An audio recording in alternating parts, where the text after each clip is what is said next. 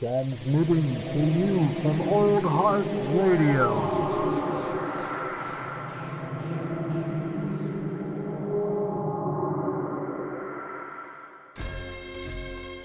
Prepare to have your bones chilled and your hairs raised. It's the WacArnold's Brothers podcast. Welcome home. Thing. All right, nothing like starting a podcast off with a sound, with like something, just an overwhelming sound clip. You know, this noise to just drag them in. All right, hot dogs, or they're currently being converted to corn dogs, actually. So, what do you prefer, David? Do you prefer a hot dog or a corn dog? Corn dog. Yeah. Oh shit. All right, man. So I think we might have to turn our listeners into corn dogs after all. We're gonna take them out of the bun. We're gonna dip them in some batter and put them in the fryer.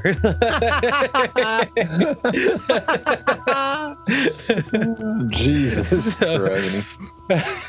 Well, this is another episode of the WacArnold's Brothers. If you haven't caught on yet, Yes. Episode 28. You know, and I went out on a limb and was like looking for shit this last week for us to watch, and I stumbled upon The Visitor, and it's like it sounded really fucking interesting and corny, and it was like it's a movie from I think it was weird. So it got released. I looked it up. It got released in Italy in 1978, and then technically 2 years later in the United States. Okay. So, which I was like, why 2 years? I was like, I figured it'd be like quick. Well, that's why, because like it's directed by this guy who I've never heard of, called like I don't even know if I'm pronouncing it right, but Giulio Paradisi. But it's but in the version I watch, he's credited as Michael J. Paradisi. So I'm like, what the fuck? They like Americanized his name or something like that. That was It's so So I was just kind of like, I was like, what? This movie has some sort of like weird journey between like when it was originally released and whatnot. But so for the sake of it, we'll call it 1978 though, because you know original release dates count, I suppose. It's like it's so strange. Like it has some like really interesting visuals throughout this movie. Yeah. Well, I mean, Italian. Yeah, it's just to me. It also I wasn't expecting the movie to happen like it did, but it gave me some like Omen-like vibes where, you know, it centers around this supposedly evil kid and all these deaths and awful shits happening around her. So it kind of gave me those type of vibes. Yeah. But it's a completely different movie than that. Totally. And I agree with you. That was one of the things I wanted to note about it also was that the Omen was a good call. But I also got these like it was like Rosemary's Baby in a way, where it was like, you know, this person being trying to be groomed for something throughout the film and whatnot. But yeah, it starts out like in this wild, weird sequence. like it I don't know. It was bizarre. So it's like this like, you know, I don't know, like a starlight, whatever. This old man's like standing in this. It looks like he's standing in a desert. Yeah, and like over the course of this like like these visuals kind of happening, like it starts like snowing or something like that. Yeah, clouds start rolling in, and then it starts snowing. And then he has this you know really intense like moment where this like, I don't know, what you find is like a little girl, but like in this really frightening, like kind of, or frightening ass sort of sequence, like, you know, because it just looks like a figure in all black clothing, and then like does this weird thing where the hood, like it's like a little girl wearing this hood, and then she like backs away and disappears, and then all the clouds roll away, and then the old man in the like the Ben Kenobi robe starts like walking away, you know, and you're just like, what the fuck just happened already, dude? Yeah, and then it just pops to this weird blonde, like, oh my Christ-looking figure who tells this story to all these bald children about Zatine and Yahweh, who are It's nuts. It's basically like God and the devil, right? Like like it's like the struggle, this like good and evil type struggle, and they're building it on into this like epic proportion, and they're like the story is like referencing them as like these alien forces or whatever kind of thing, like it's just like big grandiose version of like kind of similar like like I said, like good versus evil type of struggle. Like which one will win, like they explain that Zatine is a mutant who can transform and has psychic and occult powers, and Yahweh used an army of birds to to ultimately kill Zatine, but before he was fatally wounded, he had mated with Earth women to pass on his evil. It's like this crazy telling of this, It's so weird. It's like, I mean, and they have to like, if for the rest of the movie, like they have to explain it like up front like this. Otherwise, the rest of the movie would make zero fucking sense. Yeah, you know what I mean? So it's like interesting because they give you tons of exposition here, but like, I don't know. It's just also like it's just a lot to take in like right out the gate. Like it is. All this is happening within like the first 5 minutes of the movie. Yeah, it's a lot. It's a lot. And so anyway, kind of like near the tail end of this dude's story, I still don't even really like understand who he is. This guy who's like telling all these bald children this tale. In walks the old man who Kolzowitz, yeah. And there's like, I don't know. It's just every interaction's weird. Like it's just I don't understand. I think he's like I don't know. I feel like he's supposed to be like Yahweh. He's Yahweh, right? Like that's what I thought. Like he's like, yeah. And they're like, but it's just a strange setup because they go from this, and then they jump to a basketball game in Atlanta, Georgia, which features Kareem Abdul-Jabbar cameo. Technically, I don't know if he was actually credited, but for playing in the game, but he was. I didn't see him, but yeah, he's credited. He must have been in that shot at some point. But he's got a very distinct face and he's very tall, and I did not remember seeing him. I feel like he's in there. Anyway, it's like it's a weird jump. Yeah, and we get introduced to I wish I would have looked this up, but this might have been one of this has got to be one of like Lance Henriksen's first movies, maybe. Dude, that's what I was thinking. He looks young for what I recognize him in. But I could be wrong, but because no, maybe not, because he was in Aliens and well, no, I don't. But anyway, so he plays. You don't really know who he is at first, but he like gets interviewed. He apparently is the new owner of this Atlanta basketball team. Yeah. And the guy that's interviewing him is asking him how where he has all his money from in this open checkbook, and he makes this joke about I get it from God or something like that. But then this really bizarre sequence happens where Atlanta's losing the basketball game. The star player from the other team is out of the game for a little bit. Atlanta builds a lead. He comes back in, starts chipping away at the lead. And then in this really ridiculous scene, he's going to make like the winning basket. And as he's going up, the fucking basketball just explodes.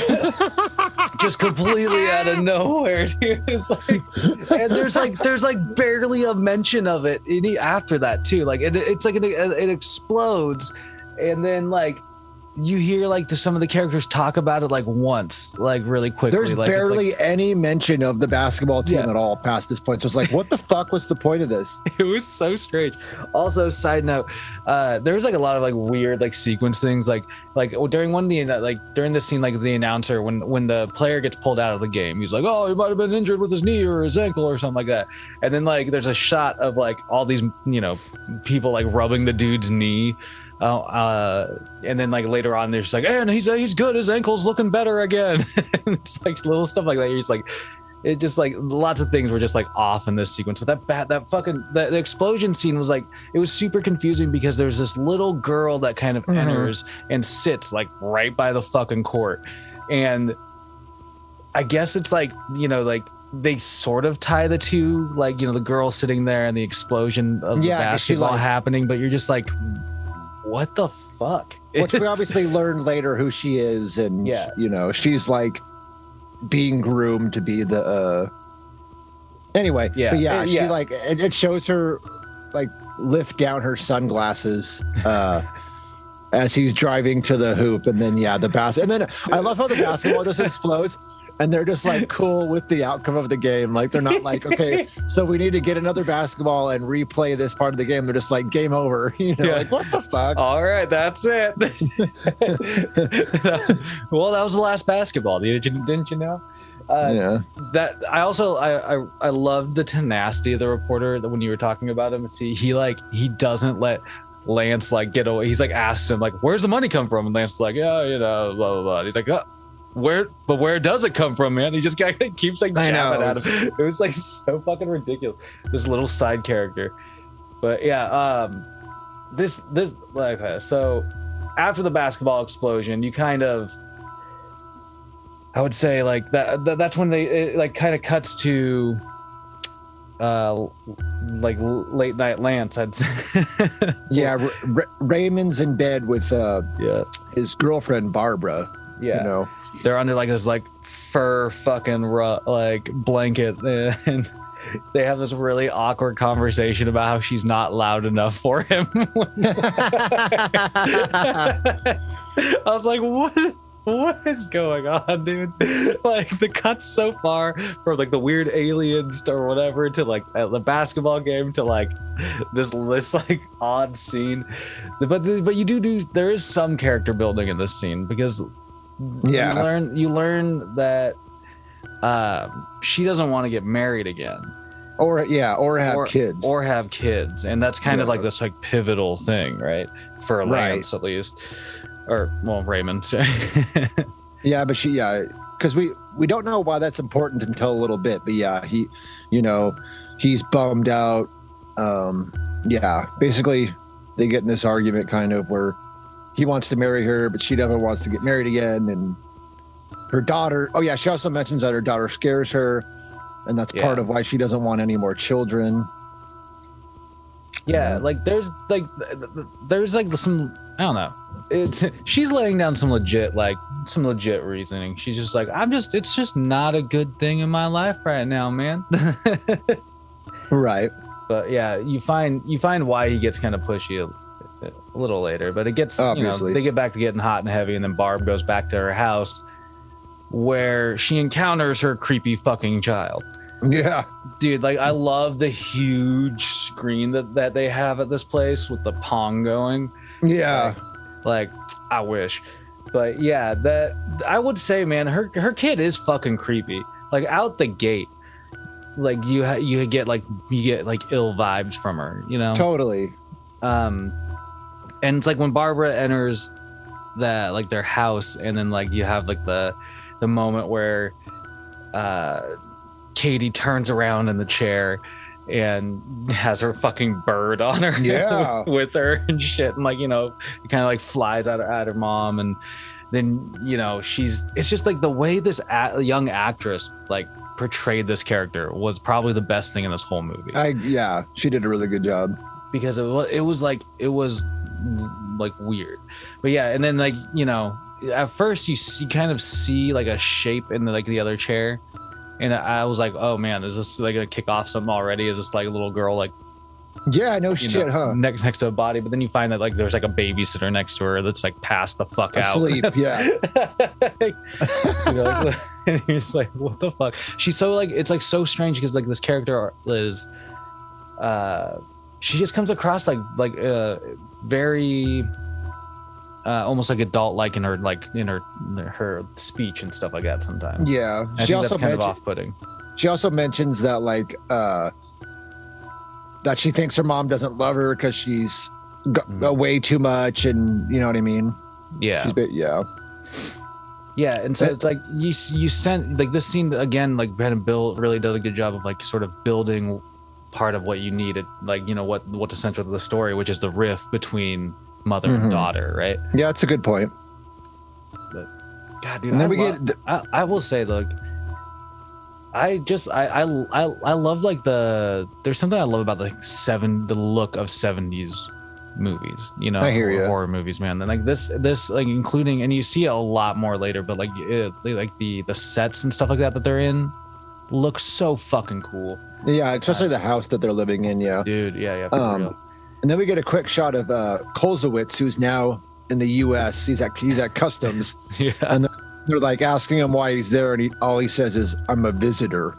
And then he meets with a bald-headed man, which, because like at the beginning it was all this bald-headed children. So he meets with this bald-headed man. They kind of just go to this rundown building, climb to the roof, and then all these other bald men show up with these metallic boxes, and you're like, "What the fuck?" Dude, it's so, yeah, it's just like I would it's so strange, like, because you're just like, you have no idea what this character is up to, like, right, you know, you don't know.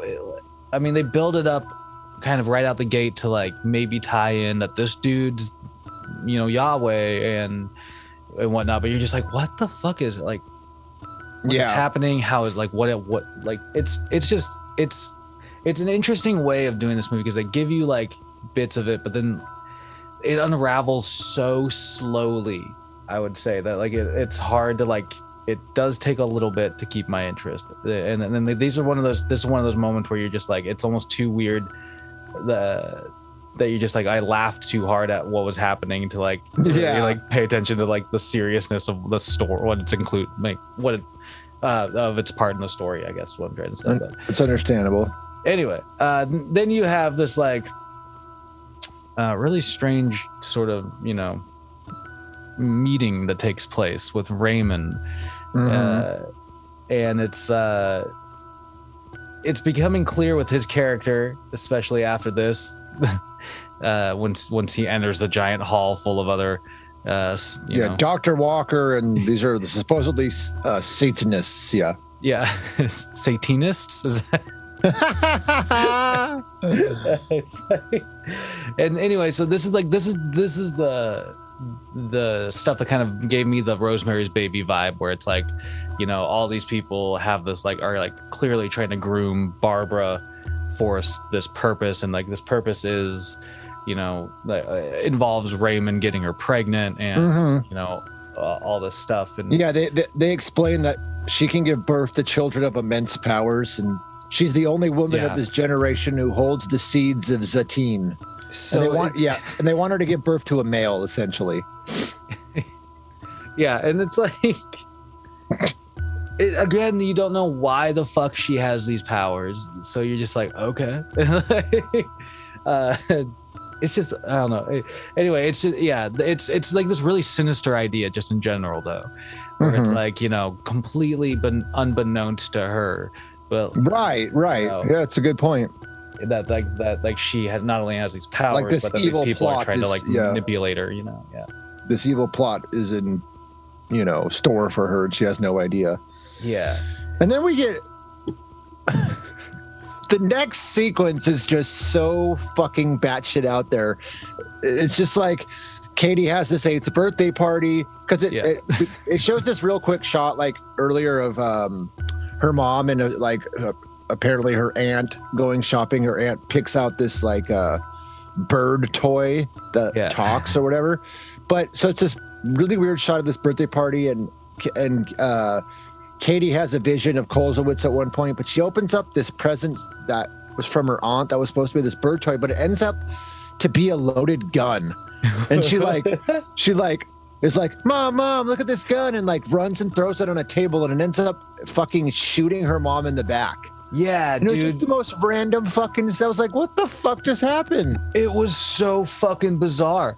I'm with you, dude. I was just like, was that real? Like, was that, you know? And yeah, it's, you know, because it was just so out of nowhere, like everything else that's happened so far. Yeah. But and then it just like immediately cuts to like the seriousness of like what that actually was, and like that's Barbara's in the hospital, like she you find out that she becomes paralyzed, and that's a really like, it's like interesting, and like reflecting on it, like it's like a really strong move to make her feel like she needs maybe Raymond or maybe somebody else around, because she's all of a sudden like fucking. Good point. That's the point. That's the point, like where it doesn't explain it, but that's the point where this is part of their plan, because also the doctor that works on her is Dr. Walker, who's like the head of these group of Satan, you know what I mean? People that are trying to propel this plot, and you know what I mean? So it's just interesting. Yeah, and it's just like, it just happens so fucking suddenly though that you're just like, what the shit? Like you almost think that maybe it's like a dream sequence or something, but no, it turns out to be very real. Yeah. And that's when you get like, so shortly kind of after like all of this, you get introduced to the detective. Mm-hmm. What's his name? Detective like Durham or whatever, right? It never says his name, but yeah. And he just like, I don't know. He just, he starts snooping around the house. He starts snooping around like, he sees like Katie around the house, playing with her bird. Well, real quick, before you continue, I just want to mention that they quickly introduce like Barbara gets a chairlift at her house, and they get a new maid named Jane Phillips, who instantly, like, her and Katie don't like each other. Yeah, they're immediately at odds. But yeah, like you said, but yeah, there's this. Continue with what you were saying. Oh, well, yeah, I mean, it's just like this, interesting mix of like, this interesting sequence of like, like I said, they just introduced the detective, and then there's like all these shots of like her going through surgery and stuff like that, and then, it becomes like this interesting, like, it's shots of like Katie doing gymnastics as well as, like, it's really weird. Yeah, as well as like her mom in surgery, and it's just like, it's very strange. Just it doesn't work is what is, I guess. Yeah. What, like, I'm trying to pick at is like, it just like, it really was just more like bizarre than cohesive. Yeah, it was really just a weird cuts, but like you said, this detective goes and he ends up following Katie in her school bus and tries to talk to her, and she's really actually kind of rotten. She tells him to go fuck himself at one point, like calls him a pervert, you know what I mean? Yeah. I mean, and it was fun hearing her tell him to fuck himself, like in one hand, but like, yeah, you're just like, Jesus, dude, this little girl's a fucking shithead. Savage, yeah. Because he also tries to ask her like what happened to the present, and she says something like, shove it up your ass, and then runs away, and you're just like, damn, what a rotten little girl. Yeah, it's so fucking bizarre. Like, and I mean, you could tell, like, even his character, he's just sort of left like, okay, that did not go as planned. He goes back and talks to like another detective, and they mention they can't figure out, there's no prints or serial numbers on the gun. They can't figure out how it got in the box and who put it there. Yeah. They also mentioned something that's true, that the kid isn't phased at all, and they're kind of like creeped out by that. Yeah, like Kate, it's such a strange thing, like how normal and almost like gleeful she becomes more like after the fact. It seems like, rather than like being remorseful or like upset by the incident. Right. It's so strange. Yeah. And then we continue with the detective a little longer, because he ends up going back to the house again, like presumably because she's not there. You know what I mean? Mm-hmm. He gets attacked by the bird, but fights it off. And then he randomly finds the bird statue. And then this really cool sequence happens with him driving. Yeah. So it's like, like you mentioned that he fought the bird off the first time. I was like, the first time. Because like while he's driving, there's this like whole instance where it like the bird kind of like follows him and kind of goes after him. It's like, right, because it doesn't. It shows the bird following him, and he gets distracted by the bird statue that like talking and like out talks. of nowhere starts chirping or chipping And then or whatever. But. he like drives out of control and causes all these accidents to happen, including running headfirst into a fucking like guy on a on a motorbike. Dude's out of it's a really cool sequence. Like I was thinking about while watching it, I was like, it's cool to like see the sequence itself, like the cars weaving in and out of each other and stuff like that. Because that's right, the bird attacks him at this point.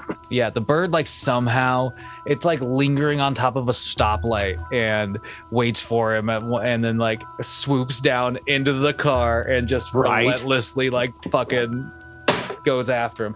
And that's why I kept thinking I was like, how could I mean, it's not that hard to smack a fucking bird. I've done it myself. And but a bird that's maybe possessed by, it's not explained by Satan. You don't want to fuck with that. Okay. Right. Oh God, I just saw the visual of the dude getting housed on the motorcycle again. It's amazing. Yeah, it's so good. He flops like right into the fucking windshield. But the most incredible thing about this is that at near like the culmination of it, the detective's car flies off the fucking roadway and gets wrapped up in a chain link fence as it rolls down a hill. It's so fucking good. And I thought it was creative as fuck. It's great. It was, because the bird like is gouging his eye at that point. I just like the fact that he gets wrapped up in this fence, because he like lands on like all these guys playing baseball and they can't get him out. You know what I mean? Because it's wrapped up in this, and then the car just starts burning inferno and fucking roast this guy alive. Dude, like, it's holy fucking shit. intense. Like, and that was such a great like moment, because it was like, you know, like you said, like the people playing baseball run up and they all like try and help him, but then they're like, oh, you know, like explosion, fire, gas, like we gotta get out of here before more of us fucking die. Right. And so, you know, it like, anyway, it was just a really creative, like, you know, car exploding death. You know, most of the time it's just like, all right, dude, stuck in the car, he's gonna die. But like, the fact that he literally couldn't get out, you know. I will say this. I totally thought that we were going to have another ridiculous car explosion scene, but it doesn't happen. It just they you think you're going to get one for sure, but it doesn't happen. No. But anyway, so this detective is dead. Yeah, it was like a really short-lived character. You know, like you think he's going to be like a like pivotal character, and then he's just kind of in and out. Which was cool. Yeah, they kind of he dies in a pretty, you know, cool fashion, essentially. Totally. And then it kind of goes which is why I'm saying is that I got Omen vibes from that, where it was the bird, but because in the Omen it was the dog, you know what I mean, where this dog was always around all these other people dying in gruesome fucking ways. Well, this is like, you know, I feel like this movie in a lot of ways was an attempt to take, you know, like popular themes and stuff from other pieces of work, you know, possibly because it really does like reflect a lot of different kind of things that we've seen.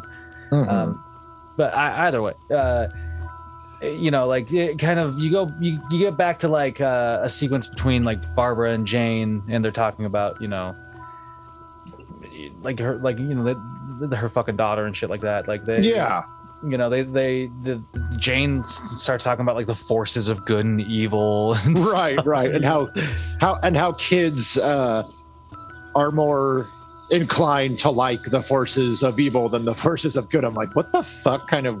Yeah, I was like, I would assume opposite, but maybe not. Maybe, I don't know, man. I don't know. Some kids are evil, though. You know. What I mean? No, it's true. But it's just interesting that. And we learn more later, I suppose. But Jane just immediately thinks that Katie's evil. You know what I mean? Yeah. Well, because she's had nothing but bad interactions with that little brat. Right. Anyway, then it kind of cuts to like what goes into like another bizarre sequence. But it's like, you know, Katie and her mom. Oh, Jesus Christ! Go to like an ice rink, and the whole like it's like at a mall or something like that. Because Barbara goes shopping, you know. And Katie dude, like this was such a bizarre fucking moment. It was just in the like movie. the gun sequence. It was like, what the fuck? I don't know what it's trying to showcase besides her being like, maybe, I guess powerful. But like, anyway, so she's skating around. She's really proficient at skating, ice skating. And she's seeing these glimpses of fucking Yahweh, what's his name? Kolzowitz, because he's Kolzowitz, watching her from afar. Yeah. Yeah.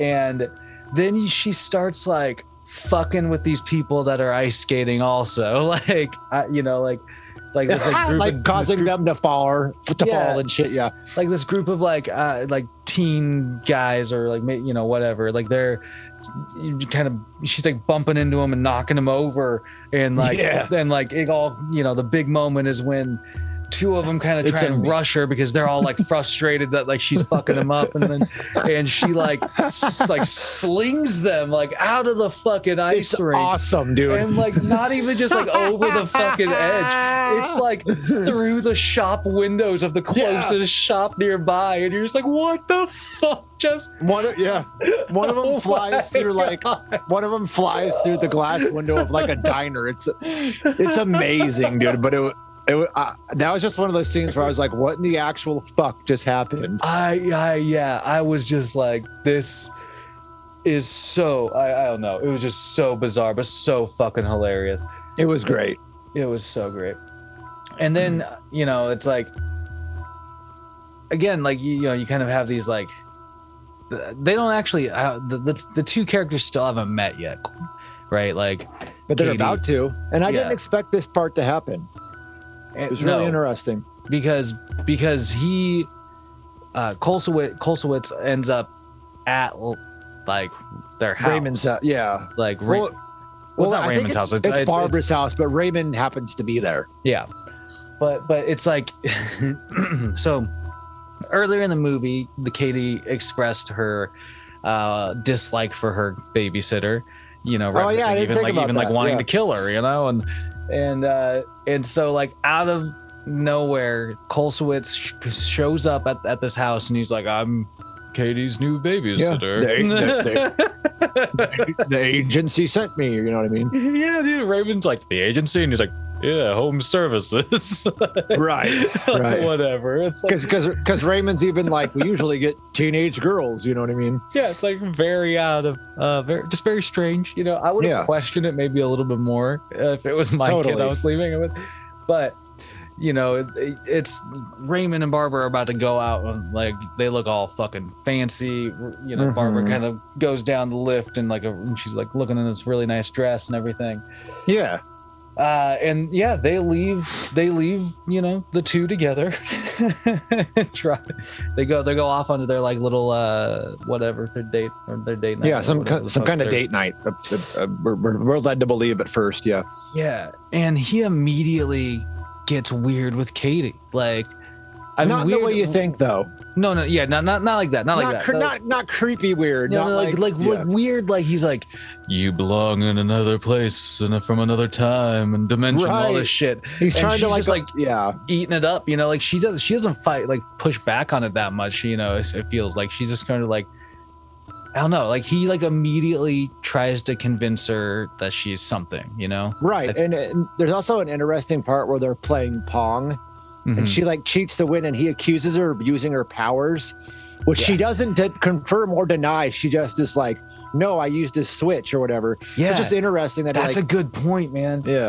Yeah, because like that's legitimately it. Like it's like you have these instances where you're sort of like, is she using her powers, or are they just kind of like, does she just have them and they're being flexed, but like when that moment it's like it gives you the suspicion where it's like, does she know how to control her powers for sure, right?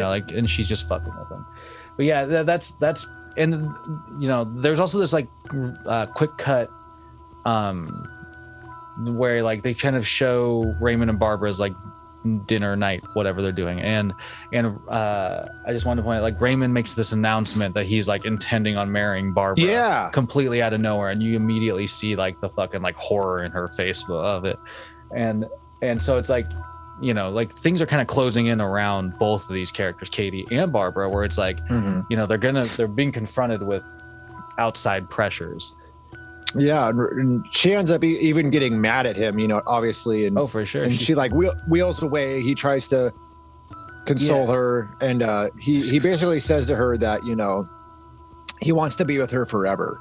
Yeah, dude, and it's such a savage scene because there's this like moment where she's just like, he's like, she just goes, I want my freedom. Yeah. And you're just like, dude, like I kind of feel for this lady. Like she's just, she just lost her ability to fucking walk. She just, she like, it's like she doesn't want fucking shit being dictated for her, but here it is. Right. Man. Which the weird thing that I noticed that is like unbeknownst to her, like good for like she doesn't want this, but at the same time, she has no idea what's happening around her. So it's good that she's trying to resist it. Definitely. Even though she has no idea that if she wouldn't have been resisting it, that all these evil things would happen. So it's kind of interesting. Yeah. That's a good point too, man. It's like, it's like just by proxy, it's like a really good move for her character. Yeah, totally. Yeah. And one more thing, like Raven does this really dick thing where he says to her, it's only going to get more difficult as you get older to find someone, and I'm just like, what a dick move. Fuck that. Anyway, but I mean, he's trying to manipulate her to, because he's obviously in league with these Satanists, but But so, they go home, they pay Kolzowitz, and he just leaves and mentions that she's remarkable. Yeah. They pay him like $15 and he's out. Hey, in the 70s, that's good for a babysitter. Dude, that's true. Oh, man. And then you have this like weird moment where like Barbara's getting ready for bed or whatever. And like, dude, it's just strange. Like Katie's like lurking around or something. First she sees a note that's from Katie that says like, you have to marry Raymond and all this shit. Right. and while Barbara's in bed, like Katie, like the phone rings and Katie just like pops up behind her. Jump scares, and like fucking grabs the phone. And it happens to be Raymond. Yeah.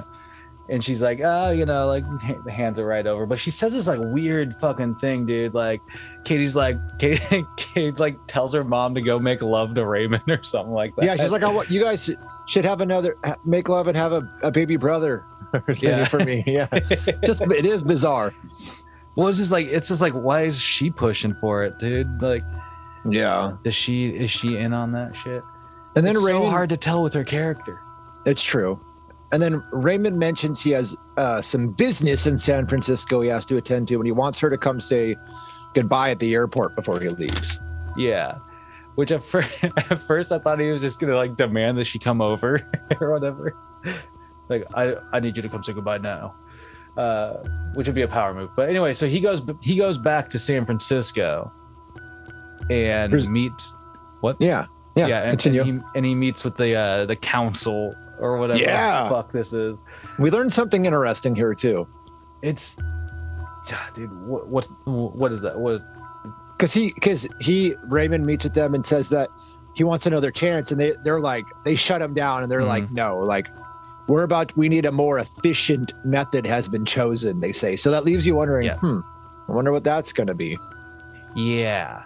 And that's kind of one of the interesting key moments where you're like, okay, so Raymond's not really nearly as powerful of a player as you fucking think, dude. Like, he's still at the behest, man. He's kind of just a pawn, you know what I mean? Like, they immediately shove him aside as soon as it's not like he's fucked up too many times. They're like, nope.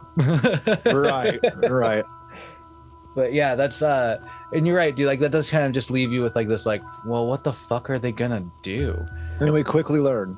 Yeah, because Barbara looks like she's waiting at the airport in the next sequence, and she gets kind of confronted by this guy, Dr. Walker. Walker. Like, how did he get back from San Francisco so fast? But anyway, it doesn't matter. That's a good point. I guess if you're a Satanist or whatever, you get better travel and time. He's kind of creepy, He's like mentions that she should come home with him so she can check on her, and she is like, we'll do it another day. Yeah.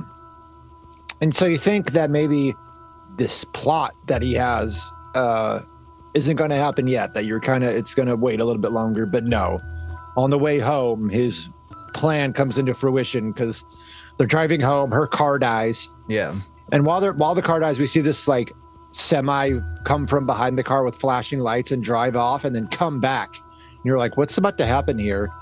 And this really cool scene where the semi stopped in front of him. You see this shadowy figure standing next to it. It opens the back and all these like, it's like these blinding lights. And all these men in like, they're not hazmat suits, but they're like these weird, they're kind of like if someone was like explaining to like someone was making a shitty sci-fi movie and someone was explaining to them what Star Wars looked like and they made like rip off like stormtrooper costumes. That's what it kind of looked like. Yeah, dude. That's a good call. Yeah, it's a kind of interesting sequence just because it gives you these sort of like abduction vibes, you know, like UFO abduction vibes. Yeah. Which happens. Yeah, dude. And you know, you kind of, like you said, like it kind of becomes like it's all bright. The people come out and like surround the car, and you know, it kind of cuts back to like, well, like this like sequence. I mean, basically from there you get like it jumps to the like the two guys that they've called to like pick up the car or whatever, right? Well, because they operate on Barbara, but then very quickly you see two guys that are, I don't know what they were, but they're just workers of some sort, and they notice. Well, they're the people that because Barbara calls to like have somebody come like. Oh, that's right. Like that's right. That's fix the car or whatever, and then this whole shit happens. Like, and that's right. And, you know, like you mentioned, like it's a strange sequence because Katie gets out of the fucking car and like wheels up to like the person standing on the side, which is Dr. Walker. Yeah, or, presumably because like you see like a fedora and stuff like that. But yeah, and then like anyway, so like the two people show up and it's just Katie and her mom just like passed out in the car. Yeah, well, Barbara's passed out in the driver's seat. Yeah, Barbara is, but and the wheelchair is outside, and they assume that she's drunk or whatever. You know what I mean? Yeah. But it's just like, you know, even those two guys were like, it was funny when they roll up. They're like, man, like I don't want to go out there. Right. It looks like a weird fucking scene. But yeah, it's strange to see I don't know. It's like, yeah, for like somebody who likes like the X-Files or whatever. It was like such a kind of like X-Files scene where it's like, abduction sort of happened, and then like next thing you know, you're cut to like just them like back in their place, you know? Yeah. And then from there you go to Kolsowitz, like up on like his fucking rooftop where he's been hanging out with these bald dudes, like, and there's like a runway of light, and then like it gets kind of like fucking, I don't know, like bright moonlight kind of starts shining on the building top. I was always wondering what the deal was, because it does this a couple times and you're like, what the fuck? Yeah, and it's exactly, it's just like it's like all these like there's like flashing light sequence, and he just kind of like looks at it like like I don't know what's the like it looks like it's not what he wants or something, and then he just walks away, and that's I don't know, it's bizarre. It's weird because then he goes to meet up with Barbara. And you know, he kind of mentions to her that there's inhuman forces at play. She's a pawn in the game, and he also tells her that she's pregnant with a child that must never see the light of day. Yeah. And then he drops that one on her. Yeah. And it's like, you know, and she clearly has no idea when he tells her. Like she is like just baffled by the fucking, you know, I think she understands something fucking happened, but she probably doesn't know. Like she's pregos at this point. Right. And it's like, and in the meantime, you have the like their like housekeeper or kind of like lurking by, watching all this happen. And it's a pretty quick fucking interaction, like for what it is. It's like a really important piece, like some really important information that he drops on her. And he's just out, and then he, you know what I mean? Like he literally disappears, like after he's done talking to her.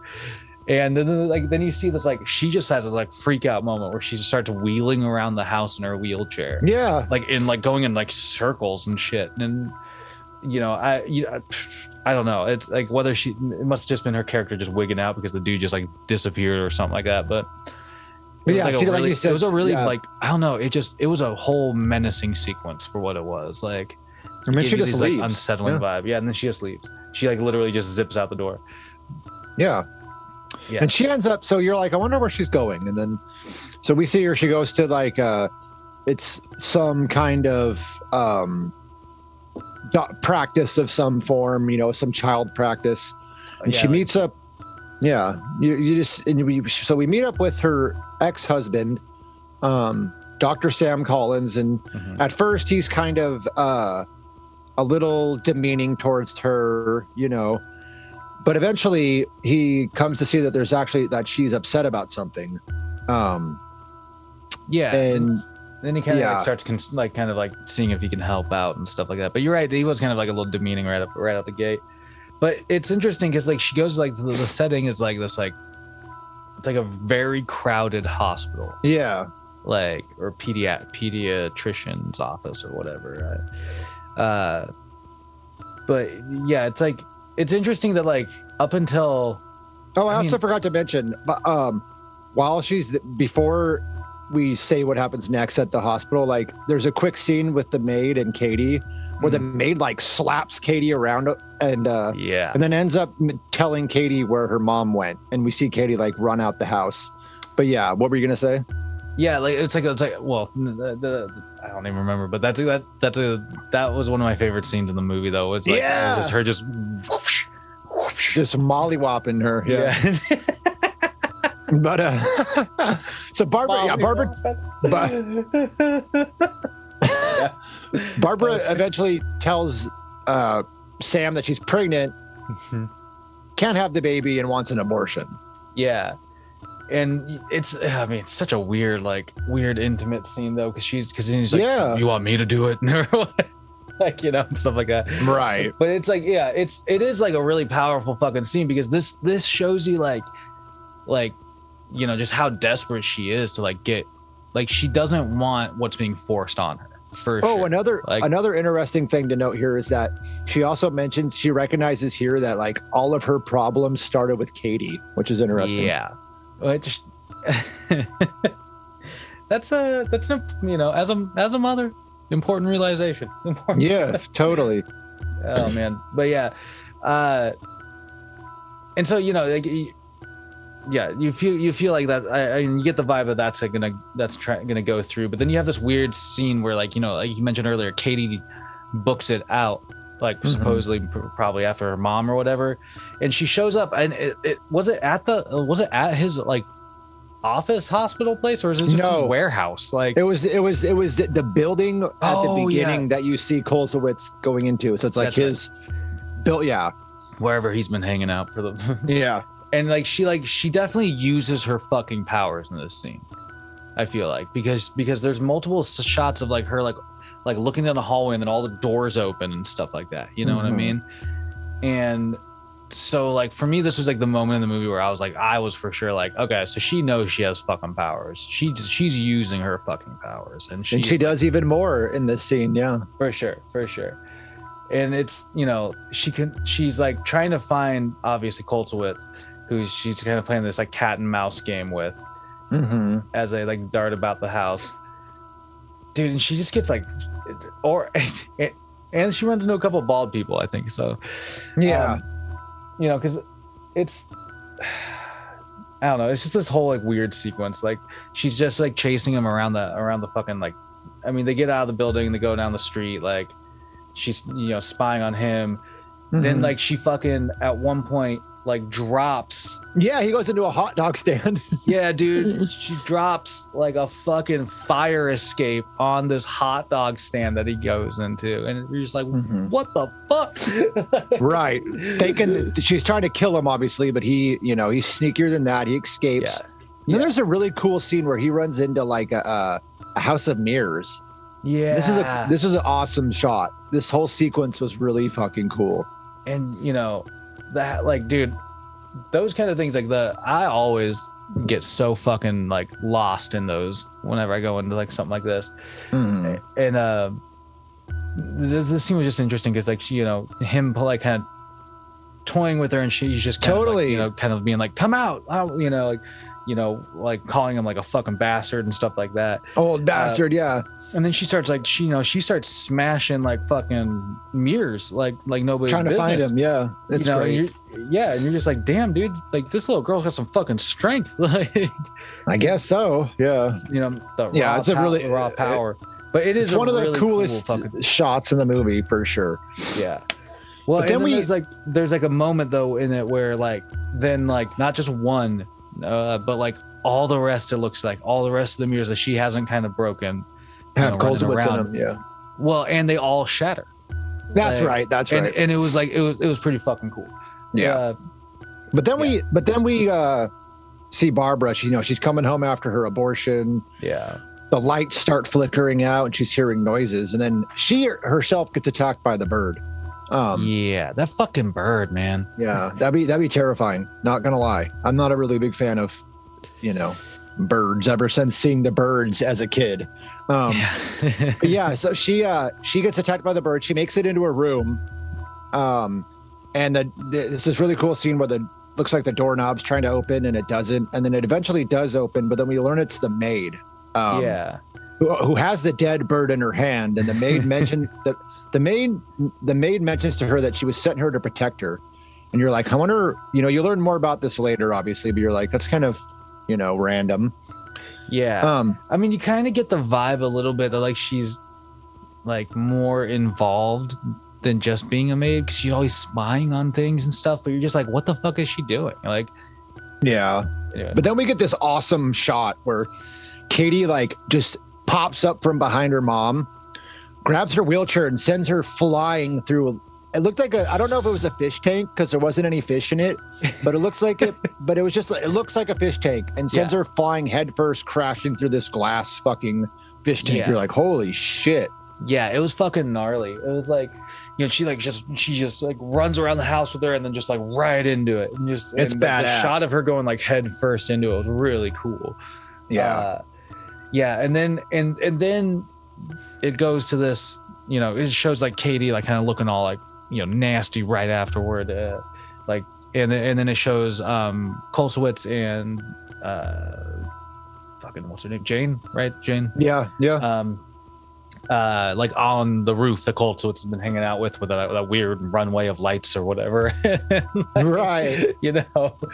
And like they're convening, and so you're finally understanding that like they like she's been involved in this, like pretty much from she's been involved in this, so and they're specifically talking about like the children in this scene, and like saving children. Yeah, because he mentions that he's going to be leaving soon with Katie back to his beautiful and peaceful home far away beyond the imagination. Just like, Jesus Christ. Good God, man. And then, that's right, because the maid asks if she can go too, but he's like, no one can enter except for the children. Yeah, exactly. You're not childlike or whatever. Yeah. Oh my God, dude. Yeah, and then so like, then it rushes to like, so from there you jump to this like scene of, Kate. I mean, really, what it starts out with is like you see Katie being like held and she's kind of thrashing around and stuff, and like, it's basically like they're giving her like these like tests. These people are she's like at a facility of some sort, and Barbara's watching behind a viewing glass, and they're mentioning she needs extensive therapy. Yeah, but then that's really all that happens with that scene. You know what I mean? Exactly. It's one of like many random like kind of like scenes in this movie, and then it goes back to fucking Kolsowitz on his fucking rooftop. Yeah, this scene is really interesting because he's like on the rooftop. He throws up his arms a few times, and like the lights kind of change a bit. It's like this light that turns into 2 lights flashing in the sky, and then it turns into 8 of them. Yeah. They dance around the sky. They merge back into one. It's really kind of weird. It's strange. It is strange. Yeah, you're like, what the fuck does that have to do? Like, what the fuck? yeah, like legitimately, it just leaves you with these like head scratching moments. You're like, cool visuals, I guess. It's almost like they had these parts in the movie that they were going to build on, but never did, and then left these parts in the movie. Maybe, I don't know. Yeah, well, that could very well be, but like that's also part of like the thing. Like this movie is like almost 2 hours long, and I think that like they run into that like where they have, like you just said, they have these moments that they need to kind of like build further on for the story's sake, but they just don't because they probably just don't have time, like, you know. And then you kind of like back at so then after that, like, you know, this is where shit gets interesting. Like you're back at Barbara's house. It looks like she's packing a bag to leave, you know what I mean? Yeah. And, you know, she kind of stumbles upon Katie playing Pong. Oh, man, yeah. But Katie's back is turned at first. And, you know, she's all like, please don't be angry anymore. Yeah. Like, give me a kiss, mommy. Yeah. Which, you know, at this point in the movie, that can never be a good thing. No. You know, it's this really weird sequence, though. So Katie turns around and you see this flash of like a different body, like yeah, this, like, I don't know, aged, like weird body. It was cool. And then like you have like Katie, yeah, and then you have a flash of like kind of like almost like she has like a shiny face on, like, you know, instead like this mask on or something, and then she jumps onto her fucking mom. Oh, and God, like, yeah. And like starts attacking her and starts dragging her like by her hair. And then they get to the stairs and she grabs her by the fucking legs and starts dragging her up the stairs. Like, and then we get reintroduced to Raymond, who hasn't been around for a long time. He kind of just, he's upstairs. He comes around the corner very menacingly. And then, so Katie drags her up the stairs and then kicks her in the fucking face, sending her tumbling back down the stairs. You're like, damn, dude, worst daughter of the year. And she and then after she kicks her down the stairs, she like claps and is smiling, like enjoying her handiwork. It's pretty fucking menacing. Yeah, she's like sitting in her mom's chairlift, like, ha ha ha. And then we get an interesting shot. It shows Coleswitz again really quick. The lights in the sky explode into a ball of flame, and then clouds start rolling in like at the start. Yeah, which just happens really quick. And then we go back. And this is where shit gets really menacing. So at this point, Lance is like, he's put like a fish line, like razor wire, essentially. A wire around. Yeah. Like he's like wrapped a wire around Barbara's neck, and they use her chairlift to pull her further away, because he like wraps it around the post, so it's all extra brutal taut. And like they pull, like it pulls her down and like just starts digging into her fucking neck. That would be such a fucking awful. This part totally reminded me of like something that would have happened in a Italian Giallo movie, like that. You know what I mean? It's a beautiful looking scene in my opinion. Oh yeah, well, and dude, I gotta say, like the Hendrickson's face. Like the look on his face is just like it's like intent, and it just doesn't change. It was a really good shot. I mean, he doesn't really have like a lot of like great moments in this fucking movie, but this is one of them. This is one of them where he just looks sinister, you know? Yeah. And then something interesting happens. Like you were mentioning earlier, there's like clouds were forming and stuff, and there's this moment where, you know, kind of cuts back to Kolsowitz, and the clouds are kind of becoming all bright blue. And then they break into a million fucking birds, like bright blue birds. It's amazing. Yeah, all these birds just materialize, dude. And this is like, I mean, I love the visual of this. Like, I think it looks so cool. You know, and it's just you know, being from 1979, 78, you know, it was just like a really, everything. It did. Because everything starts shaking back at the house. There's bright lights flashing, and then the swarm of birds just comes flying in. Dude. So I will say this. So at first, they're real birds. You can tell they're real birds. So you knew that they were... Yeah, so... This is the only like bad shot of the film, because they obviously weren't going to be able to use a real bird to do this at the time this movie was made. The look of the fake bird when the metal thing pops out and stabs fucking It's so good, dude. It's so good. It is. It's amazing. I think it's amazing. Oh my god, dude, and you're right. Like there's like they show like a full like fledged like out like flock of fucking birds, flying through these windows and through the walls.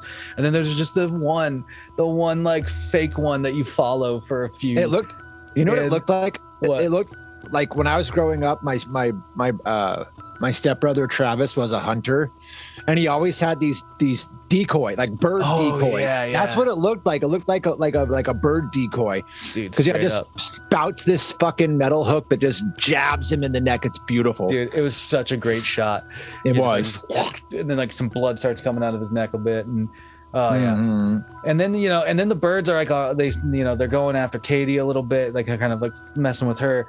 Kolsowitz appears and he just starts like he goes like up to Barbara and checks on her because she's fucking bloodied and battered and has she's like not the worst dead. night of her fucking life. She is not dead. Strong ass woman there. And then we also see the fate of like the rest of the the fucking Satanist council. Yeah, Dr. Walker's. His was weird because his like butler picks his face up and he has these weird like green spots around his face. You're like, how did he die? Yeah, it's like they're all like they're all just like fucking past. Yeah, all the people around the table are slumped over too. Like yeah, but yeah, you're right. Like, and that was a kind of question. Did like the butler fucking poison him? Did he have something to do with it? I never thought about that because earlier it shows him like kind of spying and looking in on them. So maybe it doesn't explain it, but that's a good idea. That's a good point. He could have been in league with Kolsowitz or something. Yeah. That's a good, that's cool. That's a good point. I really like the idea of like all these like kind of random side characters having pivotal roles that you don't even just know about. You know what I mean?